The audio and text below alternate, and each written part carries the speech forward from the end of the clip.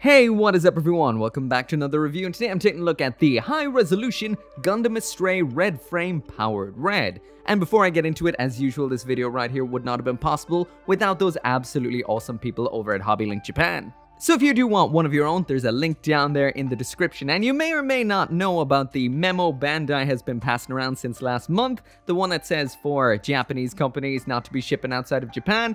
Anyway, as of right now, HobbyLink are still shipping, so if you do want one, link in the description, and here we go. So first off, jumping right into the build of this kit, and I will post the entire snap build of this onto the build channel sometime in the next couple of days, so if you want to see every aspect of this kit's build, then make sure to be over there and checking that out. But anyway, as for the actual build and the overview, this once again is a high-resolution kit, also known as HiRM or HiRM. That does mean this is action figure on the inside and model kit on the outside, so we do get a action figure of the inner frame, but you'll notice that this is missing its arms, unlike the original one of these we would have seen back in 2018, which was the standard high-resolution Gundam Red Frame Astray.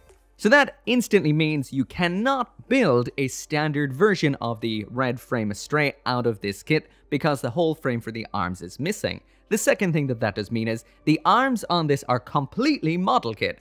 So you do build them from the part that attaches to the body, to the actual shoulder unit, to the arm, to the hands. And speaking of the hands on this kit are like ripped straight from a version of the Perfect Grade Strike. We do have the color separation for the white and red on the hands, which looks phenomenal. And oddly enough, because this is all on the runner as is, it's just printed, nothing cut off, you do get the two full armor Schneiders in here as well as a bit of an extra.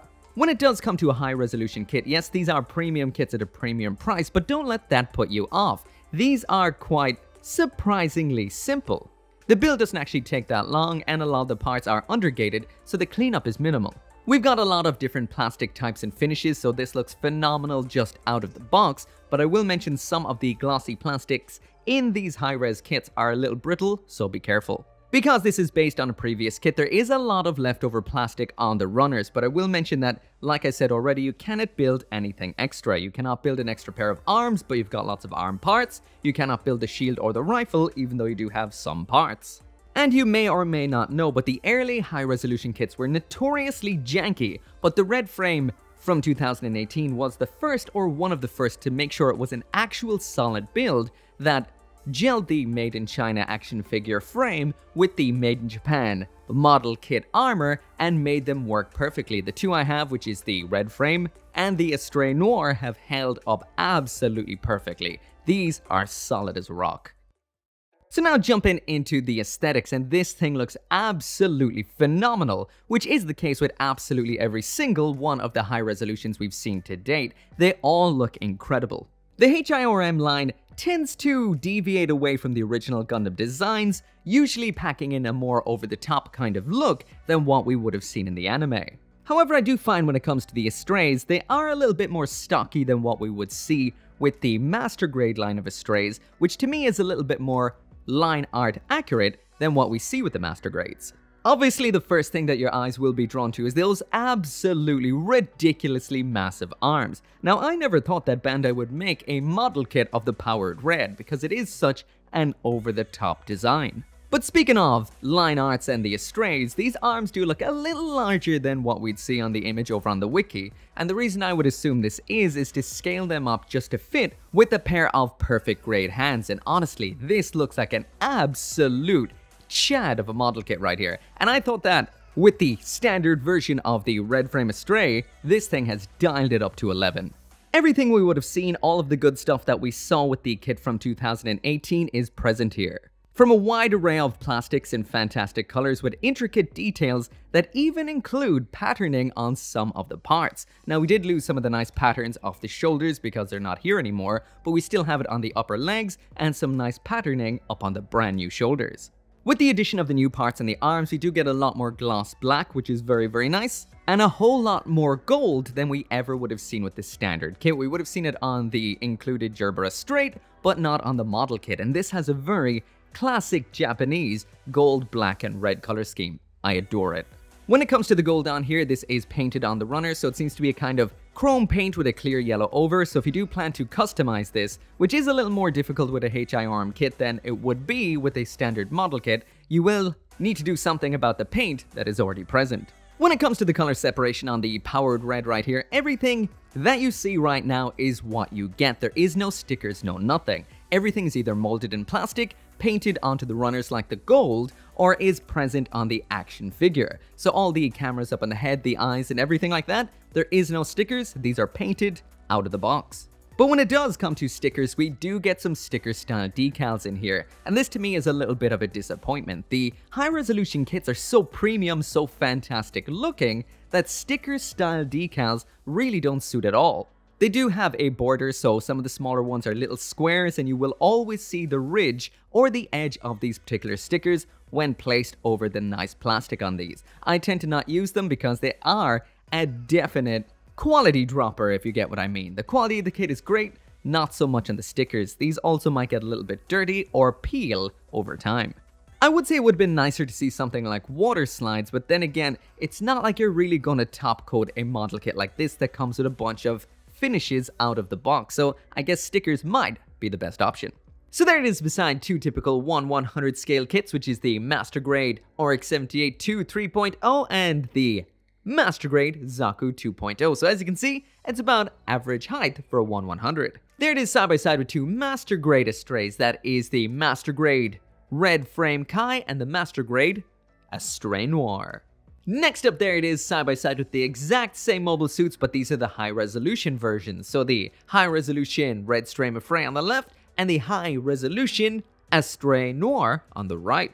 So before we finish up with the comparisons, there's a bit of a longer comparison beside the standard Master Grade version. Once again, this is the full release Red Frame Kai. So you can see this is a lot more streamlined, narrower, and more of a kind of agile looking mobile suit than what we see with the high-res version. And now that the high-res version has those massive powered red arms, it looks like an absolute massive powerhouse. And when it comes to the plastics and overall look, out of the box, it is a much fancier looking kit. And the final comparison then is beside the 2018 version of the high-resolution Red Frame Astray. That is the standard version, and as you can see, the only difference between these two kits is the arms. Everything from the shoulders out is different, but the core kit, the body, the head, the torso, the legs, everything is identical, exactly the same. We've got a little bit of some differences around back. The backpack has been shifted down, and we've got a new little piece in the center of the Powered Red's back, but otherwise, pretty much identical. Which is a good thing, because the high-res Astray is a fantastic kit. So now jumping on to the accessories, and here is the Powered Red with absolutely everything that it comes with. So this kit is completely close quarters focused, and what we get in here is the Gerbera Straight Katana, the sheath for using with that Gerbera Straight. We've got a pair of beam sabers and a base adapter. So simple enough, let's check it all out. So the first of the weapons we have in here is a pair of beam sabers with some very nice vigorous beams. So these just attach into the perfect grade hands in the way that things tend to attach into them, and that is, you just pop it into the palm of the hand and fold the fingers around them. This actually holds on incredibly well. I suppose these are perfect grade hands holding on to master grade sized weapons, and they're not going to go anywhere at all. This poses very nicely, but it would have been nice to see a little bit more of a extension kind of angle at the wrist for slashing poses, but it's still very nice. And when these are not in use, it's the usual routine of popping out the beam, and then you can store the handles of the beam sabers round back on what used to be the backpack, but I guess now it's a butt pack. When these are attached on there, they clip on quite well, by the way, and when they are attached on there, they can swing up to be grabbed or swing back down to keep them out of the way. So next up in here, we've got the Gerbera Straight, exactly the same as we would have seen in the 2018 standard version of the high-res. This is big and thick, just like we would have seen with that one, much thicker than what we'd see with the Master Grade version. Once again, we've got the same crazy level of detail that is absolutely chromed out blade. We've got 3 colors on the handle section, that is the gold, red, and the dark gray that's almost black. And the blade of this does feature some incredible details. We do have the blade crests recreated on the blade. You can see these kind of wavy kind of areas where this sword would have been sharpened if it was a real sword. And if you do pull off the handle, you can see that the tangs section right here is emblazoned or engraved with that Kiku Ichimonji signature right there. Next up in here we do have the scabbard. This is fully functioning, which is always awesome. The Gerberus straight can be slid into it like so, locks into position so it's not going to fall out. And once again, this is exactly the same as what we would have seen in the 2018 kit. But what is different is this arm section attached to it. So this actually attaches via ball joint into the, well, almost armpit of the powered red. That now means that you can swing this forward like so under the arm, so it can be grabbed by the opposing arm, being the right arm. And I will mention right now that this can be attached down to either or side, so won't be surprised if we saw a new version in future, potentially premium Bandai with two. But in this case, you can just use whichever one you want. Also, the arm can reach it, just in case you're curious. I always like to test that, because I like to make sure that it can. Then just sliding this out, you can pop it into the hand in the exact same way we would have seen with the beam sabers. Now, I will mention, the hilt on this, or the handle on this, is a little fatter than the beam sabers, so that does mean it holds in the hand a little bit less, well, good. It's a little bit more awkward. For most standing poses and most poses in general, it will hold it just fine. But when you are moving it around, it might slip a little bit like this right here. For the most part, very, very good, but because it's chunky, it's a little more awkward. On the whole though, does pretty good. So the last thing I'm going to mention in here is this. You get a pair of free switchblades. These are the armor schneiders that would have been from the Perfect Grade Strike, which come with the hand. So you've got these included as well. That is two of those. So if you want to trade out your Gerbera straight and instead pop in a pair of these armor schneiders, then you can do just that. The last accessory then we have in here is an action base adapter. This is unique to this kit. As you can see, this slots just behind the butt flap like this. It holds on perfectly and then just slides into the action base of your choice. This holds on perfectly. The only thing that's janky here is my action base. I really should get a new one. But besides that, this holds on perfectly and will keep your powered red in the air. Absolutely no issues whatsoever. So now jumping into the last section of the review, and that of course is the articulation. First off, this thing is rock solid, so solid. It also has a decent center of balance due to the fact that we do have some metal parts down in the soles of the feet right here. So they do give it a little extra weight, and the frame itself is quite weighty too, so it doesn't tend to fall over even though it has these big arms. But you might get a little bit of jiggle every now and then, actually quite often. Otherwise, solid as a rock. So the body here is exactly the same as we would have seen before. The only thing that is new is the arms. So anyway, head is all the way up. Very nice joint in there, allowing that to look up and down. The side to side I find a little bit on the limited side because it does kind of clash a little bit with the collar, but you can get side to side if you are careful. We have a nice ab crunch here. Not too crazy, but does get you a little bit of movement. We've got side to side rotation and a nice rotation in the upper body there. The side-to-side crunch is very, very good. Ye old Gundam crotch right here does feature some articulation, so we've got that little bit of a pivot side to side as well. You can cock that out of the way of the legs, actually, round to the back first. Here we have some up and down at the side skirting armors, and those can rotate at that point too. Inside the hips, we do have a dropping mechanism, which always makes the kicks up to the front a lot nicer. There is the full kick right on up to the front. There it is now out to the back, a little bit blocked by the rear skirting. And as for the splits, yeah, we get the entire splits. Quite the rotation here at the upper leg. It doesn't go all the way around, but gives you plenty. The knee does give us a 2-point bend. The first part of the bend just brings the upper knee to there, and then this just swings all the way around from that point, and it all kind of folds up ever so perfectly. That looks nice. The way the lower leg overlaps the upper leg there is almost 100% flush.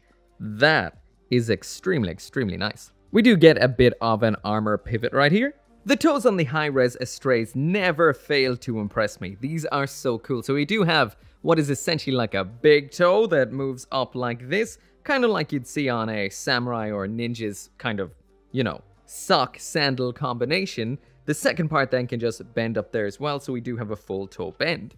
As for what we get from the foot when it is on the ground, there it is all the way to the front. So that is extremely nice. Using the toes too, it goes to there, bringing that all the way back now, and that's what we get. Again, very, very nice. This ankle joint is absolutely beautiful. Wait, there's more. There's more. So it can actually lift out and move even lower to the front. That is so nice.